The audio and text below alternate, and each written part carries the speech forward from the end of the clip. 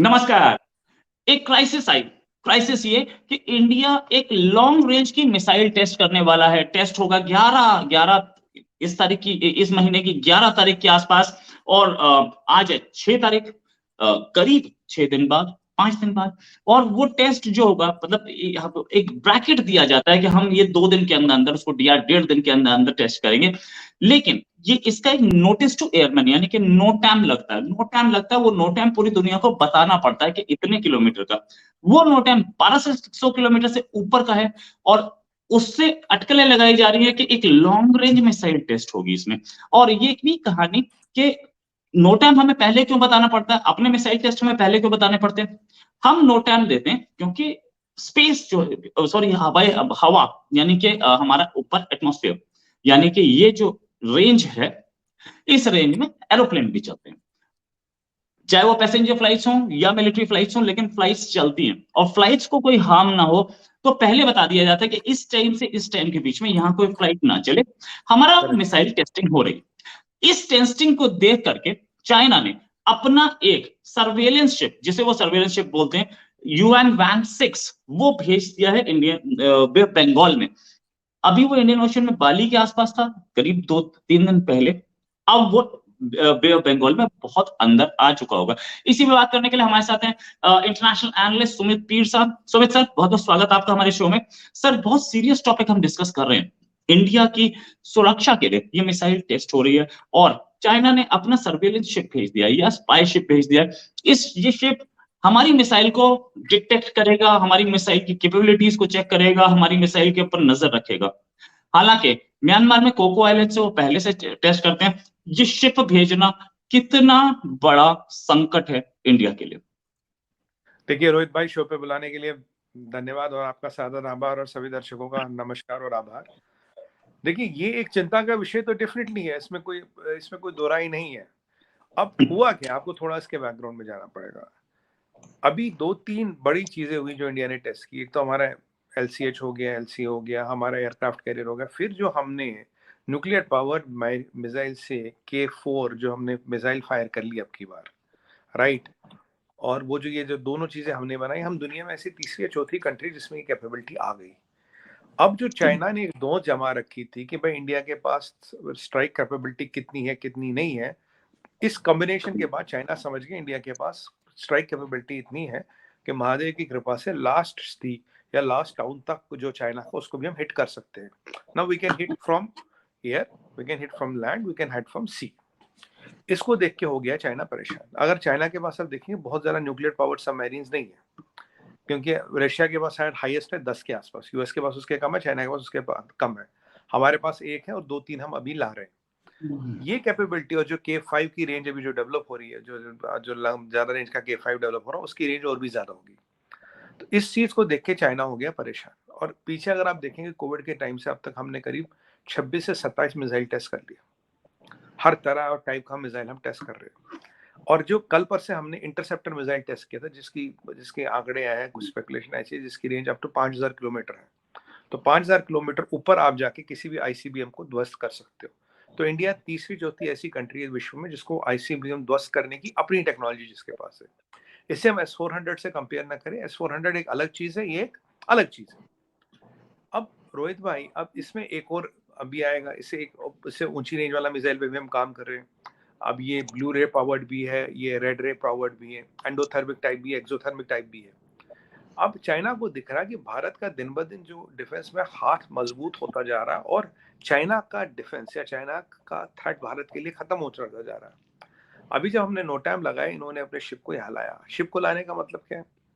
जब missile fire होता है, शिप दो चीजें देखता है, मिसाइल की ट्रेजेक्ट्री और ये देखता है सैटेलाइट्स की मूवमेंट। क्योंकि हमारे पास कुछ सैटेलाइट्स ऐसी जो चाइना को भी नहीं पता हमारे पास किसके सैटेलाइट से टाई अप है। किसी बार हम किसी और कंट्री की सैटेलाइट्स पे भी हम ट्रांसपोंडर्स ले लेते हैं, हायर कर लेते हैं। वैसे भी हमारे पास बहुत ज्यादा सैटेलाइट नहीं, हमने काफी लोगों से ट्रांसपोंडर ले रखे हैं। और हमारा GPRS सिस्टम कैसे चलता है? तो China wants this what is called टेलीमेट्रिक data. जो ये डाटा को कहते हैं टेलीमेट्रिक data of satellites and missile coordinates, ताकि वो अनुमान लगा सके हमारा मिसाइल चलता कैसे, मैकेनिज्म क्या है, ट्रेजेक्टरी क्या होती है, उसमें मैन्यूवर्स क्या क्या पॉसिबिलिटी है। और हमें जो होते हैं ना, what are launches and loops is a technical word, what are the launches and loops possible within a missile. Idea क्या है? Idea is either to block it or to make something better than it. तो ये ship को जैसे यहाँ लाया गया तो इससे एक चीज तो क्लियर साबित होती है कि चाइना की हालत है टाइट। चाइना जो पहले कहता था नहीं हमारे पे कोई कंपैरिजन नहीं है भारत से, आज वो हवा टाइट है। आज वो आक्रोश और इंटरनेशनल कंडेमनेशन के बावजूद अपना जहाज भेज रहे हैं। अब भारत ने क्या कर दिया, भारत ने कहा कोई बात नहीं हम थोड़ी देर टेस्ट डिले कर देते हैं, ये जहाज आज है फिर निकल जाएगा फिर हम टेस्ट कर लेंगे। पर आज भारत के बढ़ते वर्चस्व से चाइना घबराया हुआ है, चाइना सहमा हुआ है, क्योंकि आज हम में इतनी capability we can hit China anywhere. China नाम का खतरा दिन ब दिन कम हो रहा। अगर चाइना को यहाँ स्पेसशिप दौड़ाना पड़ रहा अपना ये सर्विलेंस वांग डोंग फोंग जो भी है इसका नाम, क्योंकि I don't have great respect for Chinese names, Ching Mong बोल दो, चिंग पोंग बोल दो, किंग कॉन्ग बोल दो, ये किंग कॉन्ग 6 को जो भेजा है, तो इसका मतलब है चाइना को आज कहीं ना कहीं डर लग रहा है। देखिए पाकिस्तान की मिसाइल टेस्टिंग होती है, हम तो अपने जहाज नहीं भेजते, हमें क्या जरूरत है, क्या कर लेंगे वो। तो अभी ये चीज एक इंपॉर्टेंट स्टेप यहाँ हुई है, अभी हम इसको मिटिगेट करेंगे और लॉन्ग रन में हमें देखना पड़ेगा हम टेस्टिंग भी कहाँ से करें, मतलब कैसे करें क्या नहीं करें। पर चाइना की बौखलाहट, चाइना की घबराहट बिल्कुल दिखती है। Now China knows India can strike at will and strike deep inside China at will. अगर ईश्वर न करे कल को कुछ गड़बड़ होती है, अगर हमारे दो शहर उठते हैं, we can also wipe out Beijing and Shanghai. Let there be no doubt about it. We can wipe out Beijing and Shanghai. China knows it. Sir Modi ji ने क्या कहा था पीछे, मोदी जी ने कहा था power is the only guarantee of peace, this is the resilience of Indian power. ये Indian power का प्रमाण है। चीनी भागते भागते लंगोट में आ रहे हैं यहाँ तक।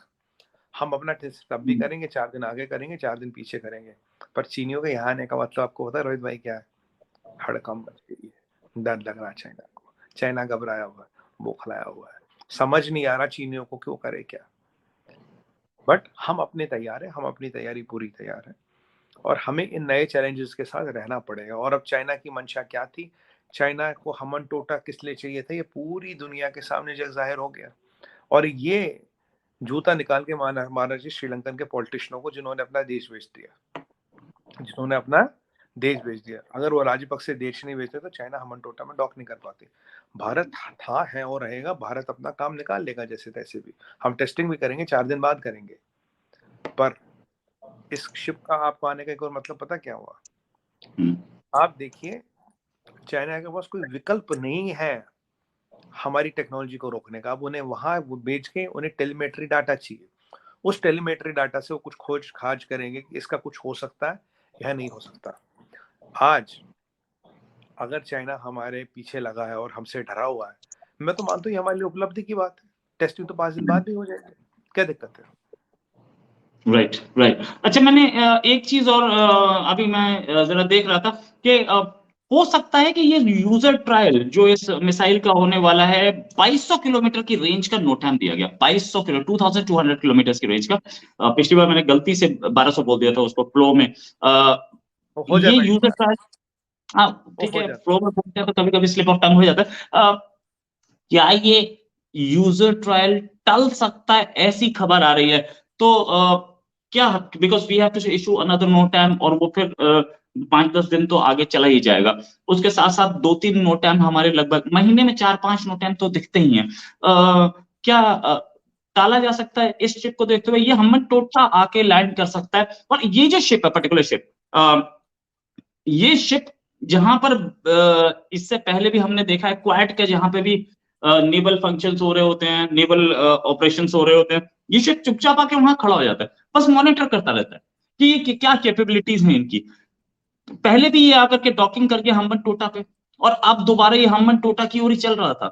तो क्या हम लोग डिले करके इसको डॉज कर पाएंगे या चाइना अपने उसमें लगा रहेगा।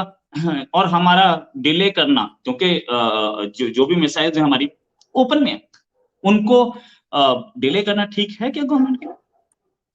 देखिए रोहित भाई सबसे पहली बात ये है कि वो जो चाइना का शिप है ये एक स्पाई शिप है। अगर आप उसके ऊपर एंटीना देखिए, उसको स्पाई गियर कहते हैं, जिस बड़े बड़े एंटीना लगे satellite antennas, basically they are for monitoring and tracking satellites and missiles, और उनका कोई काम है नहीं। डाटा इसलिए लेते हैं कि डाटा से बहुत कुछ समझ आता है कि मिसाइल की ट्रेजेक्टरी क्या है, लूप से लॉक्स कहाँ कहाँ है और कहाँ मिसाइल के चलने का मैकेनिज्म भी क्या है, इसीलिए उन्हें डाटा चाहिए। आजकल जो नई मिसाइल टेस्टिंग होती है तो पुरानी डाटा से इतना कुछ हो जाता था। आपको आपने देखा आज कोई 19,000 मील का मिसाइल टेस्ट नहीं करता, अगर आप 2000 का भी टेस्ट कर लो you can predict based on the data ही 19,000 जाएगा 20,000 जाएगा। एक मिसाइलों में एक बहुत ही छुपी बात होती है रेंज, कोई रेंज डिक्लेयर नहीं करता, कोई हाइट और मैन्युअबिलिटी डिक्लेयर नहीं करता, पर टेलीमेट्री डाटा से आपको ये चीजें पता लगती है। इसीलिए चाइना का इंटरेस्ट है टेलीमेट्री डाटा पे। जहाँ कॉर्ड वॉर्ड की एक्सरसाइज होती है, शिप वहीं चला जाता है और वहीं खड़ा हो जाता है। आइडिया क्या, अगेन ये वाला डाटा ले, ताकि इससे जो ये जो अपने चीनियों को कुछ बता दे, या वो कोई नकल वकल कर ले या कुछ सीख ले आए। लेकिन नकल करके चीजें बनाना उनका मेन काम होता है। ये टेलीमेट्री डाटा क्या होता है? टेलीमेट्री डाटा होता है कि रोहित भाई, जैसे कि हमने मिसाइल फायर किया, जैसे मिसाइल उड़ेगा, इसकी वेलोसिटी क्या थी, एंगल क्या रहा, कितनी देर सीधा रहा, कितनी देर इसका पहला इंजन था, दूसरे ट्रेजेक्ट्री, जो भी इसके रिलेटेड डाटा, कब ये चला, कितना इसने एंगल मोड़ा, फिर इसने कितना लिया, did it go down like this और डिड इट गो अप, इसका वर्टिकल लिफ्ट है, इसका हॉरिजॉन्टल लिफ्ट है, वर्टिकल लिफ्ट है तो एंगल क्या है, और एंगल लेने में कितनी स्पीड लेता है, और ऊपर जो सैटेलाइट से कौन कौन कोऑर्डिनेट करे, क्योंकि उन ट्रांसपॉन्डर्स में suddenly there will be a lot of traffic.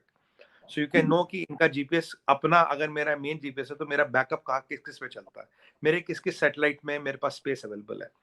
इन चीजों से they can predict a lot of things. जैसे अगर मेरा लुक एंड लूप एंगल ऐसा है तो which kind of Motors I am using, ये सॉलिड फ्यूल बेस्ड है या लिक्विड फ्यूल बेस्ड है, इंजन सेपरेट होगा या नहीं होगा, lot of things can be projected based on that. अच्छा, पहले हमारे पास जी इतनी कैपेबिलिटी आ गई थी, मान लीजिए 45 डिग्रीज का क्लाइंब करते थे, अब हम 90 डिग्रीज का क्लाइंब कर रहे हैं, तो we have improved our engine and booster substantially. This kind of information is only given to you by telemetry data, और इनकी नजर सिर्फ उसी डाटा पे, इंटरप्रिटेशन डाटा से करते हैं। यहाँ ये केवल डाटा इकट्ठा करने आए ताकि उसको इंटरप्रेट करे। तो अब पहली बात ये है। दूसरी बात आपने पूछा था कि इंडिया इसको डिले करेगा नहीं करेगा। देखिए रोहित भाई, इंडिया शायद, जहां तक मुझे लगता है, इंडिया इसको डिले कर सकता है और करना भी चाहिए, उसमें कोई बात नहीं है। और जहां तक मीडिया में कुछ रिपोर्ट्स है और कुछ स्पेकुलेशंस हैं, उनके अनुसार ये था कि भाई ये जो हमारे स्ट्रेटेजिक फोर्सेस हैं, इनको ये अग्नि 5 की टेस्टिंग कर रहे हैं, और अग्नि 5 हम सबको पता है न्यूक्लियर कैपेबल मिसाइल है, और स्ट्रेटेजिक फोर्सेस के पास ही न्यूक्लियर एसेट्स होते हैं। तो अब ये जो आईसीबीएम हमने सबमरीन से K45 किया, फायर किया, कल हमने इंटरसेप्टर मिसाइल 5000 किलोमीटर वाला हमने टेस्ट किया, और आज हम ये जो कर रहे थे, इसको देखते हुए चीनियों की नींद उड़ गई है और वो परेशान हो गए, होल एंड फौरन वो शिप भगाया। पर कुछ और चिंता मत कीजिए, देखिए मैं I cannot say with authority, but I know if India wants, India can even jam those antennas of the ship. कोई बड़ी बात नहीं, हमारे पास टेक्नोलॉजी उनको भी जैम करने के लिए, पर हम करेंगे नहीं करेंगे, that is the subject matter of the defence experts to decide, और NSA of the country to decide, वो मेरा विषय नहीं है। बट मैं आपको ये बताऊं, चाहे तो हम उनके वो एंटेनास भी ब्लॉक कर सकते, कोई ऐसी बड़ी बात नहीं है। और अगर चाइनीज टेक्नोलॉजी तो उतनी होती है ना, चले तो चांद तक, नहीं तो रात तक। वो एंटेना कितने चलते हैं, कहीं वो हाथी के दांत तो नहीं है, कहीं उनकी औकात कुछ तो नहीं है। देखिए चाइना के दुनिया में एक चीज आप मानिए, perception is the biggest weapon. उनकी दुनिया में परसेप्शन से ज्यादा तक वेपन कोई नहीं है। Information warfare is most accurate then bullets and bombs. अगर कहीं ऐसा तो नहीं, ये ताम तंबूरा ऐसे खड़ा कर दिया, बस जहां जाके लाके डरा देते हैं। वो जो होता है ना खेत में, वो लगा लेते हैं ना, स्केयर क्रो, क्या कहते हैं उसे हिंदी में, हिंदी होता है, वो नहीं, पुतला नहीं लगा देते बाबा जी का। तो ये कोई बाबा जी का पुतला भी हो सकता है, कोई बड़ी बात नहीं है। अगर हमने टेस्टिंग कर ली और शिप खड़ा, तो समझिए बाबा जी का पुतला हमें पता लग गया। अगर हमने टेस्टिंग डिले कर ली, तो कुछ ना कुछ इसमें बात है, क्योंकि चाइनीज टेक्नोलॉजी कितनी रिलायबल है, ये तो जी जिनपिंग के सिवा और कोई नहीं जानता। क्योंकि चाइनीज टेक्नोलॉजी से डरने की जरूरत नहीं, इनको अमेरिका टेक्नोलॉजी देगा नहीं, इनको इजराइल टेक्नोलॉजी देगा नहीं, ये खुद कहीं ना कहीं से नकल मार के बनाएंगे। अब नकल मार के तो रोहित भाई इतना इनकी इतनी औकात है, मैं हंसी आती जब F-35 के वेरिएंट की बातें करते हैं। आज तक एक चाइनीज कार ये नहीं ला पाए मार्केट में जो सफल है। चाइनीज कार कोई नहीं मार्केट में। चाइनीज मिक्सी, ये खिलौने मिक्सिया ये लड़िया वड़िया तो ले आते हैं, पर they could not even get one car, they could not get even one bike in the world market जो सक्सेसफुल। एक पेन नहीं लाए चाइनीज पेन जो सक्सेसफुल है। तो ये मैं बताऊं, कहते हैं ना कि शिप पे ऊपर एंटेना लगा कर घुमाना एक अलग बात है। आज की डेट में स्पाई सैटेलाइट्स इतने पावरफुल है, लियो सैटेलाइट्स इतने पावरफुल है, आप चाहे तो बिना शिप लाए भी बहुत कुछ जान सकते हो। अब मुझे समझ नहीं आ रहा कि शिप की औकात कितनी है। अब हमें टेस्टिंग डिले हो गई या इनके होते होगी तो औकात सारी दिख जाएगी, तो ये फिर एक और फसाड जो है चाइना का, वो खत्म हो जाएगा। वो आपने सुना था ना, वो शेर आया और वही हो जाएगा इनका। अच्छा, ये जो चाइना जिस तरीके से अपनी प्रोजेक्शन कर रहा है, पावर प्रोजेक्शन कर रहा है हमारे इंडियन ओशन में, हमारा इंडियन ओशन क्योंकि इंडियन है इसलिए बोल रहा हूँ, वरना तो इंटरनेशनल वाटर्स है। और इंडियन नेवी एक ब्लू वाटर नेवी है, और ब्लू वाटर नेवी है तो इसका मतलब वो डीप सीज में ऑपरेट करती है। तो डीप सीज में ऑपरेट करने वाली उस नेवी के एरिया में चाइना की जो शिप्स की मूवमेंट है, सबमरीन्स की मूवमेंट है, ये हम लोगों ने भी कई बार देखी है। लेकिन ला के जो अभी खबरें दिख रही हैं कि चाइना के पास पावर नहीं है, पावर इन द सेंस बिजली नहीं है बिजली। चलाने के लिए, कोल डिपेंडेंट पूरा है, कोल उनका पावर जनरेशन है, और चाइना की अपनी इकोनॉमी खतरे में है। बहुत सारे प्रोजेक्ट्स, एक प्रोजेक्ट उनका है साउथ चाइना से नॉर्थ चाइना तक पानी ले जाने का प्रोजेक्ट है, जो कि कई बिलियन डॉलर का प्रोजेक्ट अब तक कंप्लीट नहीं हुआ, वो खतरे में पड़ रहा है, और कई प्रोजेक्ट खतरे में पड़ रहे हैं। बैड लोन्स बन गए हैं श्रीलंका और पाकिस्तान साथ साथ। 130 कंट्रीज में से 60 कंट्रीज को दिए हुए लोन वापस नहीं आ रहे चाइना के। ऐसी बुरी एक सिचुएशन में इकोनॉमी और अपने प्रोजेक्ट्स, एवरग्रांड की बात मैं नहीं करता जो कि डूब गई या डूबती दिख रही है, क्या ऐसे में पावर प्रोजेक्शन चाइना के पास एकमात्र ऑब्जेक्टिव रह गया? पता ये लग रहा है कि अंदर से इम्प्लोजन हो सकता है चाइना में। सर ये तो मैं पिछले 2 साल से कह रहा हूँ रोहित भाई, हर चैनल पे कह रहा हूँ, क्योंकि देखिए अगर जिसको करना होता है ना वो बताता नहीं, वो करके खेल जाता है, वो खेल जाता है। अगर ये बार बार बता रहे और ये धमका रहे तो समझिए, मैं आपको बता रहा हूँ आजकल मिलिट्री सैटेलाइट्स और स्पाई सैटेलाइट्स पे इतनी कुछ कैपेबिलिटी है, they can track a lot of things. ये ताम तंबूरे वाला जहाज भेजने की बहुत ज्यादा जरूरत है नहीं। और लास्ट टाइम भी ये जहाज खड़ा रहा, अमन टोटा पे हवा खाता रहा। देखिए परसेप्शन के पे चाइना खेलता है। एक बार परसेप्शन ये था कि एक हमारे कुछ गद्दार लिख रहे थे यहाँ इंडिया में बैठ के कि हम 4 दिन तक पीएलए के सामने नहीं खड़े हो सकते। अब देखिए महादेव की कृपा से कब से कहाँ खड़े हैं, क्या उखाड़ पाया पीएलए हमारा, क्या कर ले पाया पीएलए हमारा। आज भारत के पास वेपन नहीं है, भारत गोलियां नहीं बनाता, भारत का बुलेट प्रूफ जैकेट नहीं, आज हमने जड़ी लगा दी। कोविड के टाइम में दर्जनों में हमने मिसाइलें टेस्ट की है। हमारी इकोनॉमी बहुत सशक्त और बहुत स्वावलंबी है, और ऐसी माता की कृपा है कि it will last till next 50 to 100 years without a problem. China की इकोनॉमी की तो हम कई बार बातें कर चुके हैं। चाइना के पास, अब देखिए चाइना के पास ये सब पैंतरों के अलावा कोई ज्यादा विकल्प बचता नहीं।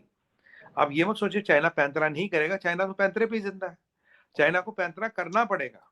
China is going to implode within, और मैंने तो ये रोहित भाई आपके पहले भी शो पे प्रेडिक्ट करो, China will break. China has to break, ये नहीं will break, China has to break. It's a matter of time, 2 quarter, 4 quarter, 10 quarter, 12 quarter, whatever it takes, it has to break. China is not sustainable. China की dependence जितनी international trade पे है, उसके बाद China sustainable है ही नहीं। जिस country का रियल एस्टेट खत्म हो चुका हो, जिस कंट्री की बुलेट ट्रेन्स खत्म हो चुकी हो, हाईएस्ट लेवरेज कंट्री हो, और मैंने आपको लास्ट टाइम बताया था कि आपको पता चाइना का debt is 10-20% of GDP, 45 to 50 trillion dollars, और हमारा है 20% of GDP, is approximately 600 billion dollars. और हमें लोग कहते हैं कि China is more powerful than us. खुद सोचिएगा, डेट सर्विसिंग कॉस्ट जो है चाइना का $1 ट्रिलियन है। इतना तो दुनिया में से 95 कंट्रीज का जीडीपी नहीं होता। तो चाइना इस जो पाकिस्तान में हो रहा है, देखिए पाकिस्तान अपने कर्मों के भार के नीचे दब के खत्म हो रहा है, और चाइना कोई बहुत दूर तक नहीं जाएगा। और चाइना के खिलाफ पूरी दुनिया लगी हुई है। It's not only we are against China, the whole world is against China. और शी जिनपिंग का आना तो चाइना के लिए बहुत बुरा है, दुनिया के लिए अच्छा है। इस नाम की, चाइना नाम की मुसीबत से जल्दी छूटा मतलब पेड़ छूट जाएगा। पर Xi Jinping is disaster for China, he is the Frankenstein of China. China, Rohit भाई एक बात बताइए, पिछले 20 साल में आपने चाइना को कहाँ अपनी औकात दिखाते देखा है? देखिए स्टंट मारना, पिक्चर निकालना, ग्लोबल टाइम्स में वीडियो लगाना, वो सलामी लेना, वो सब ऑप्टिक्स है। Have you seen Chinese in action anywhere? मुझे तो डाउट लगता है ये जो एक बार जो पीछे ये कुछ आपने पीछे वीडियो देखे होंगे, जो पीएलए के सिपाही सिपाही दिखाते थे, वो तो एक्टर निकल आते हैं बाद में। सही बात। एक्टर देखो, आपने एक्टर निकल आते। वुहान, जी जिनपिंग वुहान जाता तो पता है वो थिएटर बनाया था, बॉलीवुड में से थिएटर, वो सेट बनाया था, सेट पे बनाया था। तो जहाँ एक्टर पीएलए के सोल्जर बन जाते हैं, जहाँ थिएटर बन जाता है, गलवान के जहाँ उन्होंने नकली वीडियो बनाया एक्टर्स को ले लेके, तो वहां देखिए इनको तमाशा करने की जरूरत क्या है? तमाशा करने की जरूरत उसी को जिसकी औकात नहीं है। आपने एक पिक्चर देखी होगी, वो पप्पू पेजर, सतीश कौशिक जी बने थे। तो पप्पू पेजर वही बनता है जिसकी औकात कुछ नहीं होती। बस वही पप्पू पेजर है जियो पॉलिटिक्स का। मैं तो कहता हूँ पप्पू पेजर है जियो पॉलिटिक्स का। राइट। मैं आज ही सुबह पढ़ रहा था चाइना के बारे में, एक पर्टिकुलर इनका प्रोजेक्ट जो कि करीब 60 बिलियन डॉलर के आसपास का है। मतलब सदर्न एरिया में पानी बहुत है, नॉर्दर्न एरिया में पानी नहीं है। कैनाल निकाली गई है वहां के लिए, $60 बिलियन का प्रोजेक्ट है। वो प्रोजेक्ट अब तक कंप्लीट हुआ नहीं और होने के आसार भी नहीं दिखते। वो $60 बिलियन सीधे सीधे डूबते दिख रहे हैं। ये 14 ट्रिलियन की जो इकोनॉमी है, या 20 ट्रिलियन की बोलिए, अच्छा ये इकोनॉमी है, ये इकोनॉमी है। मतलब मैं जो कमा रहा हूं और एक और आदमी जो कमा रहा है, मेरा पड़ोसी जो कमा रहा है, और उधर बैठ के प्राइम मिनिस्टर और उधर बैठ के टाटा इंडस्ट्रीज और रिलायंस इंडस्ट्रीज, ये सब मिलके जो कमा रहे हैं, ये सारी इकोनॉमी की जीडीपी है। उसमें से बजट कितना है और बजट में से फाइनेंसेस कितने हैं जो कि आप खर्च कर सकते हैं, वो बहुत सब्सटेंशियली नीचे आ जाता है। और ऐसे सूरत हाल में अगर $1 ट्रिलियन का कर्जा एक साल में, पिछले एक साल में आपने एड ऑन किया है कंट्री पे, बहुत बड़ी चीज होती है ये। कर्जों में डूबता है कंट्री, और पावर प्रोजेक्शन ऐसी, कहीं अंदर कुछ गड़बड़ तो नहीं है। घर में नहीं है दाने, अम्मा चली बुलाने, खसियानी बिल्ली खंबा नोचे। चाइना की हालत तो ये है रोहित भाई। देखिए, कर्जे की भी बात नहीं है। देखिए, जो हम जीडीपी मेजर करते हैं, हो सकता है इनके यहाँ एक सीसीपी शिंजू ने एक नया तरीका दिया हो जो हमको भी नहीं पता, मैं आपको ही नहीं पता, इसलिए जितने लोग हैं उतने चाइनीज जीडीपी की बातें करते हैं। इवन ये जीडीपी कैसे मेजर करते हो, ये कुछ और करते हो, कुछ नहीं पता इनके यहाँ कुछ का होता है। आज भी कायदे से 1000 कोविड केस एक्टिव है, 2000, और पूरे 80 करोड़ लोग बंद है।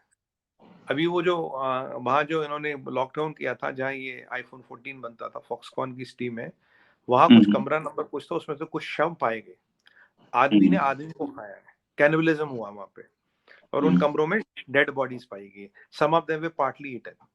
तो मतलब मैं समझ नहीं आ रहा कौन सी पावर, कौन सी पावर। देखिए देखिए, इन्होंने जिंदगी भर ये फसाड पे खेलते हैं, वो चलाते रहेंगे। और देखिए रोहित भाई, होता क्या है, इन्होंने रियल एस्टेट में पैसा क्यों लगा, ये सोचिएगा। जैसे आप किसी गांव जाएंगे, देहात जाएंगे, आपको बड़े अच्छे मकान सड़कें देखें, आपको क्या लगेगा, यार अच्छा यार तो पैसा बहुत है। ये सिर्फ थी इसी साइकिल, जब चाइना आता था, बड़ी बिल्डिंगें, बड़े फ्लाईओवर, बड़ी सड़कें, बड़े यार चाइना में तो बहुत पैसा आ गया। सो ये परसेप्शन चाइना के रियल एस्टेट को इतना बड़ा क्यों बनाया गया। चाइना का रियल एस्टेट नॉट $8 ट्रिलियन लेके क्यों डूबा, क्योंकि उसको इसके लिए यूज किया गया। चाइना का रियल एस्टेट कभी बिजनेस के लिए तो था ही नहीं, वो एक परसेप्शन बनाने का आपका वो जरिया था, इल्यूजन बनाने का जरिया था, इसलिए वो डूब गया। कब तक वो इल्यूजन पे खेलेगा, कब तक वो इल्यूजन बनाएगा। गोस्ट ट्रीज बनाना, नई बिल्डिंगें बना जिसमें कोई रहता नहीं है। एक कंपनी है, नाम मुझे याद नहीं आ रहा, उस पे अकेली पे $450 बिलियन का डेट था रियल एस्टेट में। वन कंपनी, $450 बिलियन का डेट, अगर उसने डिफॉल्ट कर दिया $450 बिलियन के। तो कहने का मतलब है, चाइना हमेशा यही सब चीजें करता है और इन्हीं चीजों पे खेलता है, और ये तो उसकी शुरू से पॉलिसी रही, कोई नई पॉलिसी थोड़ी ना। और हमें इन चीज सब का कोई फर्क नहीं पड़ता। अगर कंट्री का डेट देखे $45 trillion, it's a mountain of debt. Half of the world GDP is your debt. और रोहित भाई, ये जो मैं पहले बातें करता था, अब तो सब करने लगे, अब तो इंटरनेशनल पब्लिकेशंस में भी ये नंबर आने लगे। और ऐसे में आप कब तक चलाओगे। और मुझे बताइए, जीरो कोविड है क्या? आपने 100 करोड़ लोगों को बंद कर रखा जीरो कोविड के नाम पे, ये है क्या? मतलब यार, what the hell is this. क्योंकि जिस दिन ये लोग बाहर निकलेंगे, इकोनॉमी यूं टूटेगी, यूं they are preventing this disaster to happen. But I think that the clock to disaster is already ticked by Politburo giving Z the third chance. तो कई बार क्या होता है ना, प्रकृति और प्रवृत्ति ऐसे कुछ कार्य करती है जिससे जो नियति की करनी है वो और भी आसान हो जाती है। तो जी का वापस आना एक वही वैसी एक चीज है।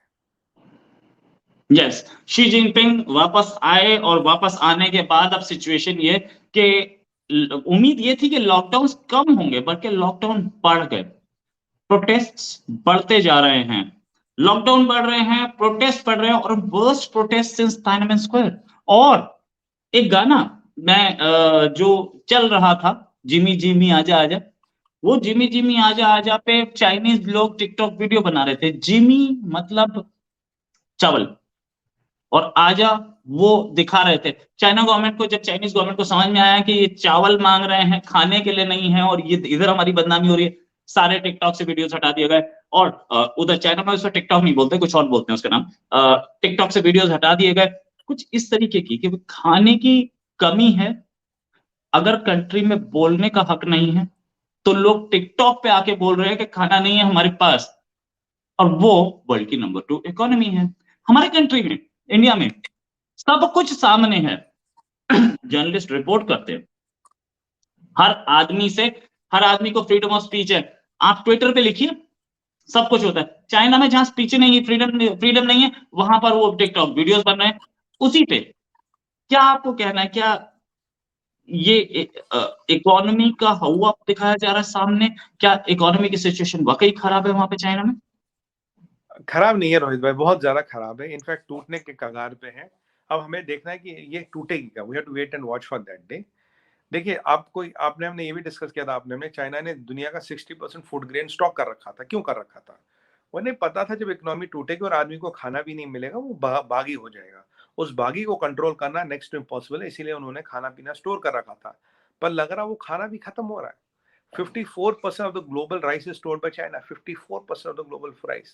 Around 60% of the wheat is stored by China. अभी जो दुनिया में इन्फ्लेशन, फूड इन्फ्लेशन इतना ज्यादा, उसका सोल कारण चाइना है। उसका सोल कारण चाइना है। वहां क्रॉप इतनी होती नहीं। चाइना टोटल फसाड है। China, everything about China is fake. ये एलिस इन वंडरलैंड है।